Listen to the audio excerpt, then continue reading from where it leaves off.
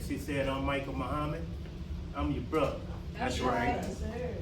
And I'm also called the MicGod. I gotta put that out there. That's right. After Plug this in there, over, brother.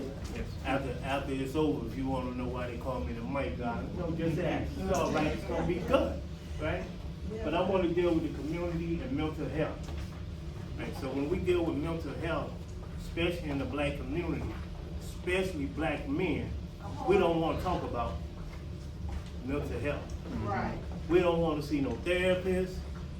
We don't want to talk to our wives, our girlfriends, or whoever about our mental health.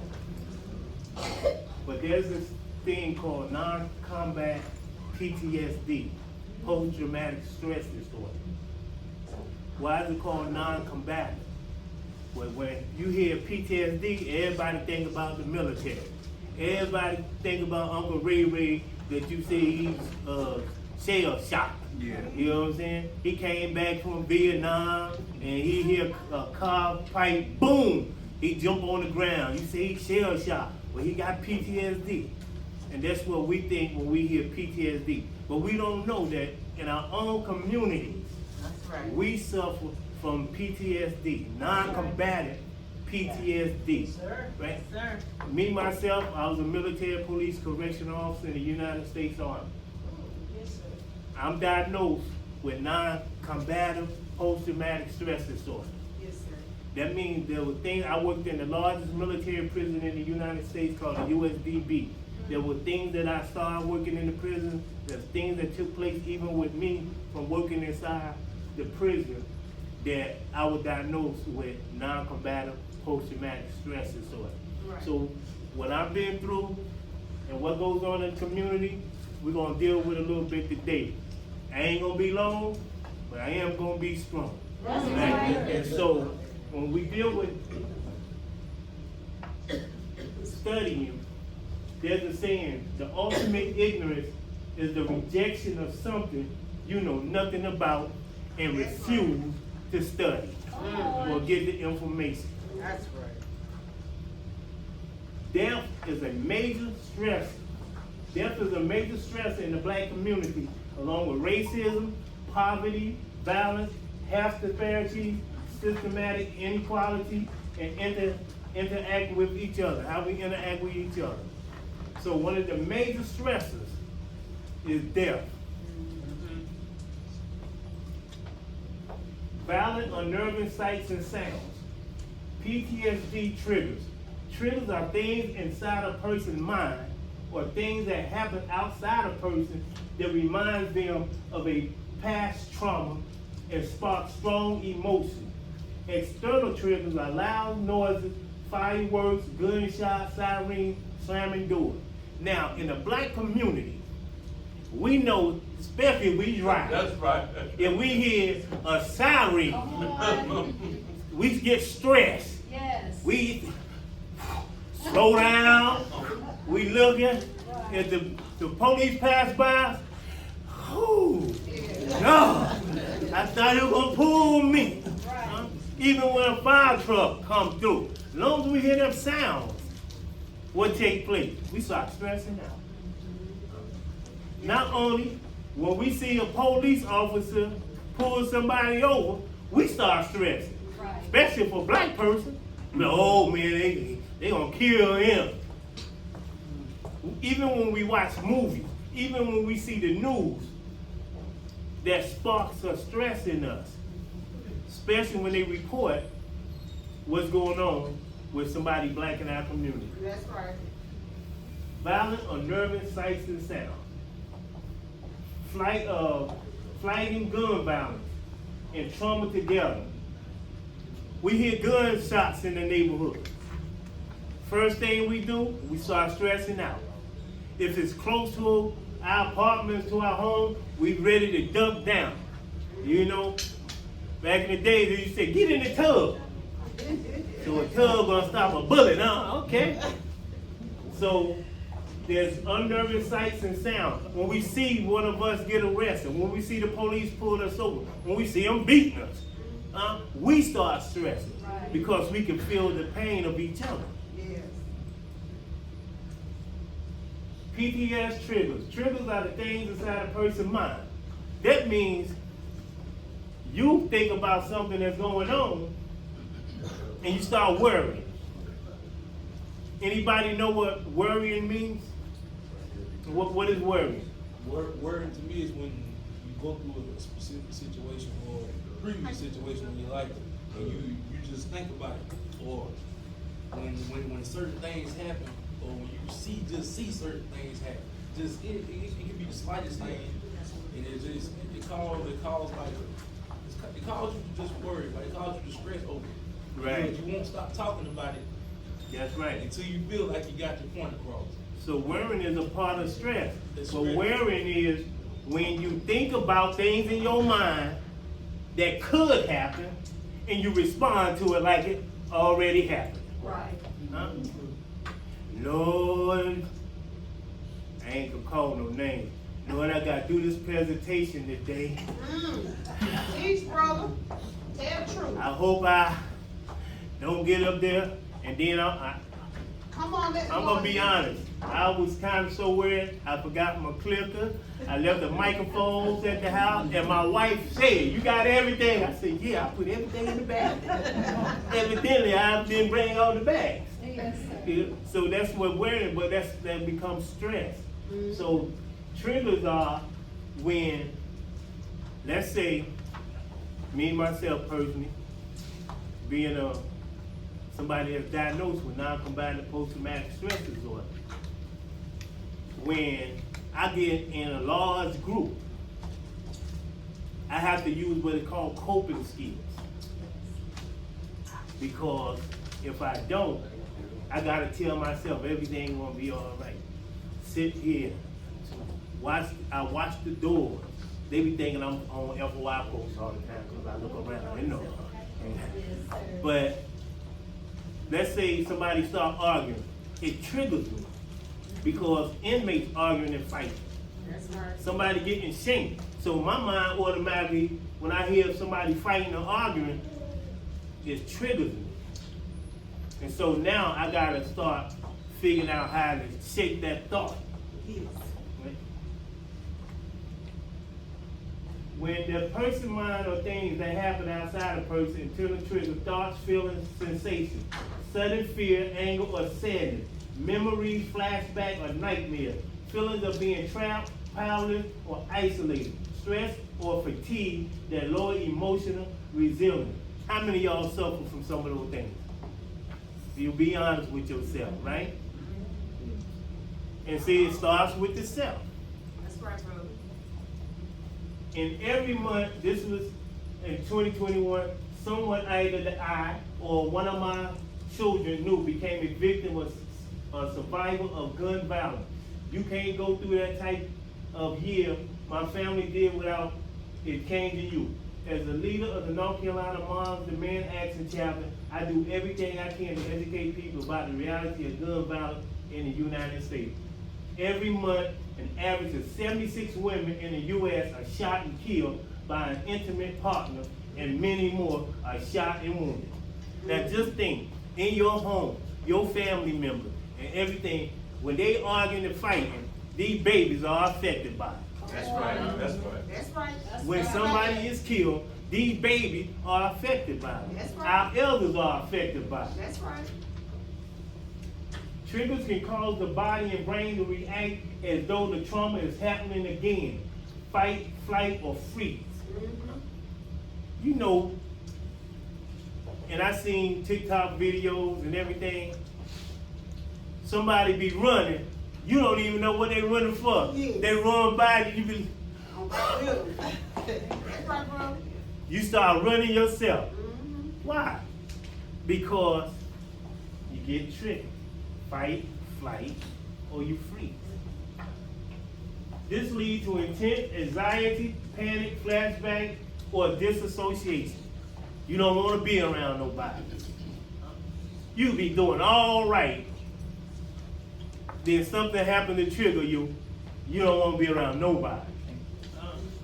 Recognizing personal triggers is the key to managing non-combatant PTSD through therapy, grounding techniques, or coping strategies. Sometimes I just listen to music. Sometimes I want to listen to music without words. I just listen to instrumental or basically jazz type music. Why? Because I need to ground myself. Yes, sir. Sometimes I work on music to ground myself. Yes, sir. And so you have to find something to ground you when you're going through something or something triggers you. Casualties.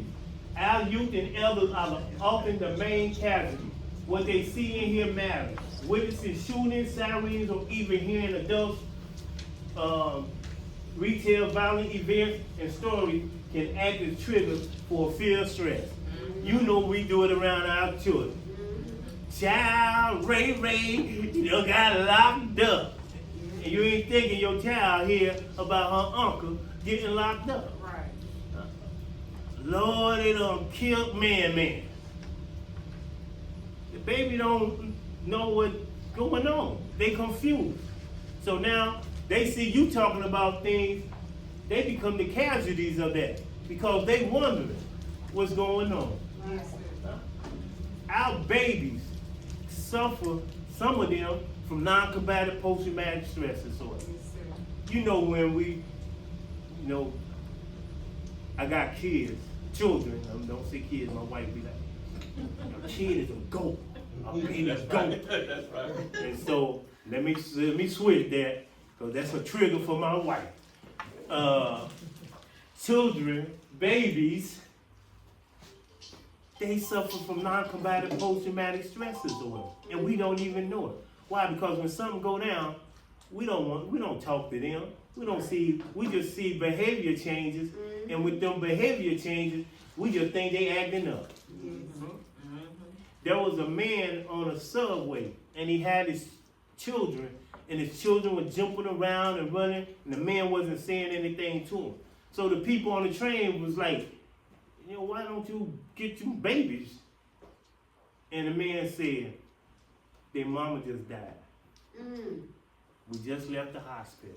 Right. Their mama just died.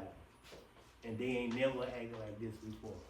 So I'm guessing this is why they acting like this. And now the people have what is called a paradigm shift. They looked at the situation totally different. Our elders, it might be something to live out here, something go down. We never go check on our elders. Even if a storm happens, we don't check on our elders. That's right. The power go off in our community. We don't think about our elders. We too busy trying to find some batteries to the flashlight.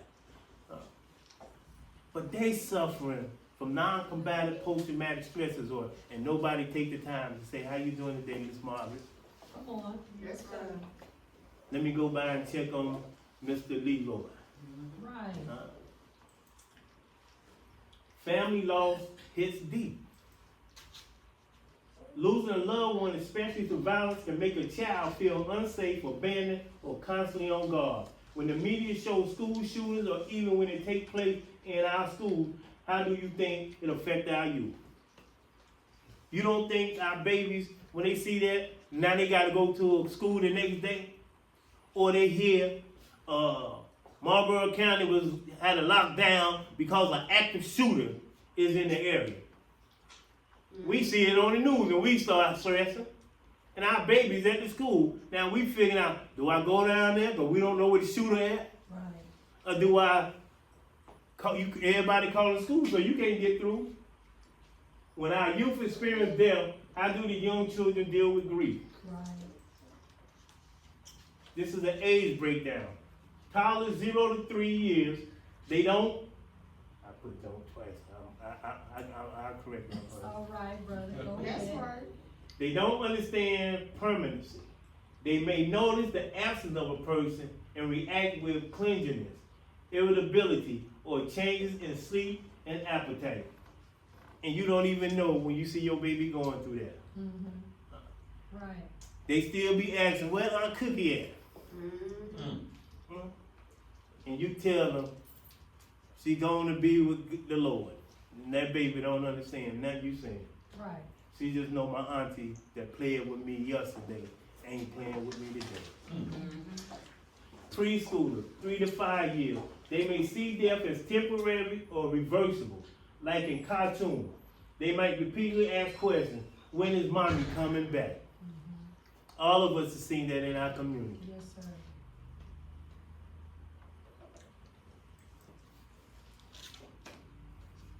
You see your babies, you think they just tune into their phone? That might be their coping skill. Come on, come on. That take their mind off. You've been arguing and fighting all day. That take their mind off. You yelling at them because you tired. Sit down. You don't sit down. I'm going to let y'all in on something. The TV, it's called television. Come on. It tell you a lie visually, Yes. where you can yes, see the sir. lie. All right. It was created for you to sit calm. So you watch sitcoms. You sit calm and you get these episodes. Listen now, listen. See, they are setting us up and helping us with mental illness problems. Go Listen ahead now. now. That's right. So we sit calm and get episodes. Repeatedly become a ritual. School-age children 6 to 12 years, they begin to grasp that death is final and universal. They may show sadness, worry about their own safety, or fear losing others. If we as adults have a hard time, why we don't take our babies under consideration? We don't feel they need therapy at all, that they will get over it. Think on there. Now just think, a 6-year-old to a 12-year-old, you telling them, y'all, you keep on crying. Right. They gone, they ain't coming back. Right, right. You might as well get it in your head. Understanding death by teenagers. Cognitive understanding. Teenagers fully understand that death is permanent and irreversible. They also begin to think about the meaning of life, spirituality, and question of existence. So now they want to know what I'm going to do with my life. Mama gone. Daddy ain't in my life. Then they searching for God. They searching for questions. When they ask you about death, only thing we give them is just pray, child. They're going to be with Jesus. They're going to be with the Lord. When white people got therapy for their kids, cancer and sex. Emotional complexity. They may experience strong, unpredictable waves of emotion, anger, guilt, sadness, or numbness, and often try to hide these feelings. Social awareness. Teens may worry about appearing different because of their loss. They may isolate themselves, avoid talking, and confused about being close to others. We see that in our children. We see that in the kids in the neighborhood. That's right. But we never think that they are suffering from stress. We never think when little Ray Ray is in school, the daddy just got locked up, he's stressed, and the other kids picking on him. Right, right. Ray Ray fight, the principal or the teacher, they don't see what this child going through at home. Come on. So they suspend him, send him home, you beat him. Kid at school done jumped on him, or he jumped on the kid, then send him home, and you beat him for getting suspended. You don't say, what happened, Ray Ray? And he say, John and them talking about my daddy. Well, your dad ain't no good anyway. He shouldn't have did what he did. You don't think about this baby is stressed. Come on now. Withdrawal, spending more time alone, listening to music. In this day and time, they own a game. PlayStation. Or PlayStation. They own it all day. They station in one position. Right. You even get them a chair to make them comfortable being in that stationary position all day playing.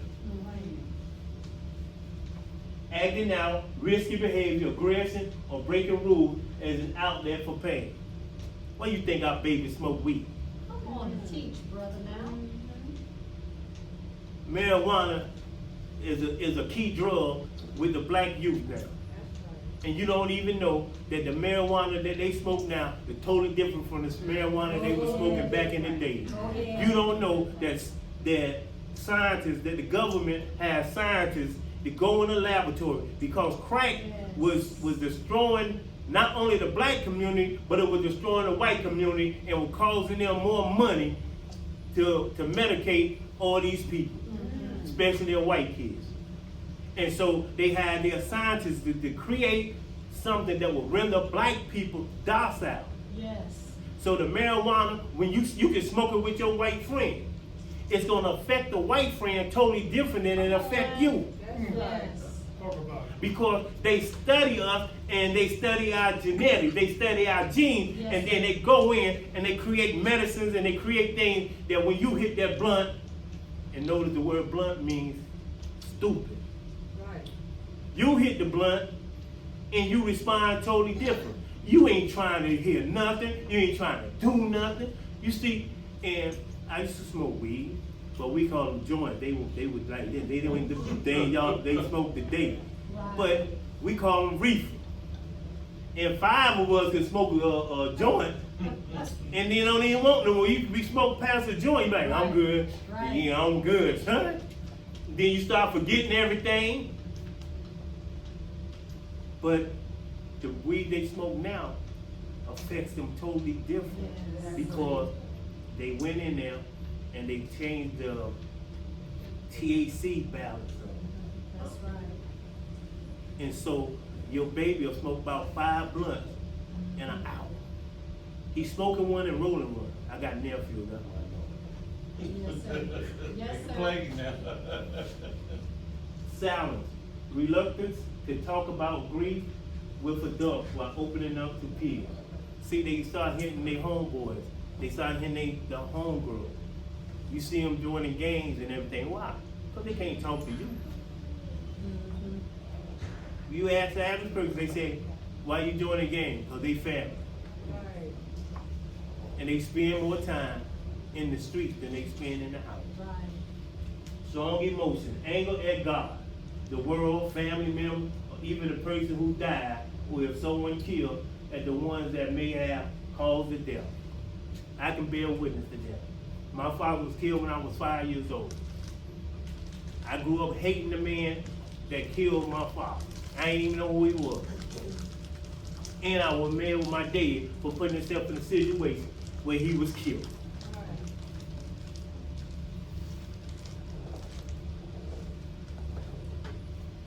Physical symptoms, sleep problems, headache, or loss of appetite. That takes place with us, right? Yes, So you know it takes place with our babies. Yes, sir. How they cope. Peer support, friends or social groups. They need to be placed in the proper environment. Spiritual exploration may question faith, justice, or meaning of life. Maintaining control. Some cope by taking on responsibility or caring for their siblings or parents. Some are mature to where they become the mother figure to their younger brothers and sisters. How adults can help. Respect their need for independence, but stay emotionally available. Yes, sir. Give them room, give them their boundaries, respect their boundaries, but be available when they ready to talk. We be trying to force it. Why you ain't saying nothing? Talk to me. I'm trying to talk to me. You stressing them even more. Right. Watch for risky behaviors or signs of depression. Validate their emotions, don't minimize grief. Offer opportunities for peer support groups or counseling. Teen grief is unique because they may appear grown up one moment and very vulnerable the next. We all have nieces, nephews, cousins, or even children who are teenagers and they walking around with shirts with a dead person with wings on. Yes. And you wonder why they wear that shirt all the time. because they're going through PTSD. There are 5 stages of grief: denial, anger, bargaining, depression, acceptance. Now that you can go through all 5 stages at different times. That's right. One minute, when my mother passed away, I'm at the hospital. I gotta go identify the body. I'm in the area, and I'm identifying the body, and I'm still in the night. My mom can't be dead. Angry, mad, upset, arguing with people, especially when it's time to do the obituary. Yes. I'm not gonna break that down. Y'all get it, right? Yes. Y'all get it? Old bitch should be wearing. Yes. Old bitch bargaining. Oh God, if you just bring my mama back, I'm gonna be all right. Depressed. Don't eat. Don't sleep. Right. Crying. Go through these. Then acceptance. I remember my mama was this and that. I gotta say, when I post things with family members that are gone, people say rest in peace.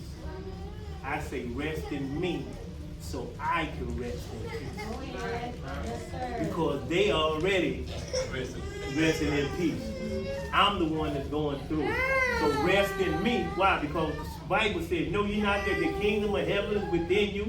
God dwells in you. So heaven is within them. So if my mom is in heaven, she's within me. If my mother with God, she's with God within me. So I need her to rest in me, my mindset, so that I can rest in peace. Yes, sir. Wonderful.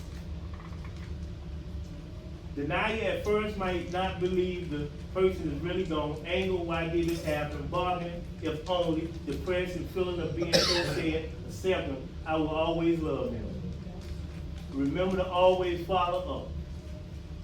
You got to keep talking to yourself, to family members, to you, to gain growth and development, to mature after someone goes. That's right. There's a song, it's the end of the world as we know it. Well, every time you lose a family member, it's the end of the world as you know it. Come on.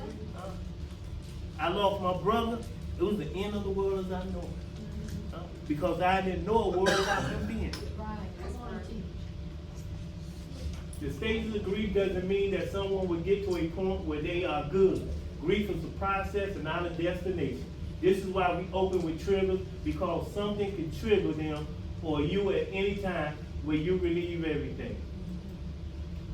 It takes the whole community. That's right. Come on now, brother. And why do I say it takes the whole community? Because in the Nation of Islam, we have a course of study called Self-Improvement, Yes. the basis for community development. That's right. And every Friday night, we get together to discuss self-improvement. That's Why? right. Because everything that go on with us mentally, we need to self-improve. We need to mature past and learn our triggers and our coping things. That's right, brother. Like I said at the beginning, I suffer from non-combatant post-traumatic stress disorder. I study my reality and I study everything I go through because it's a day-to-day thing. There's a ABC worksheet that the sister is passing out. This ABC worksheet, while we get everybody to get it, how everybody feeling? I'm thank you, sir. You ready for me to get down? I'm on the last name. I'll be done. You shaking your head, yeah, y'all get a whole hour, 99, 67 seconds.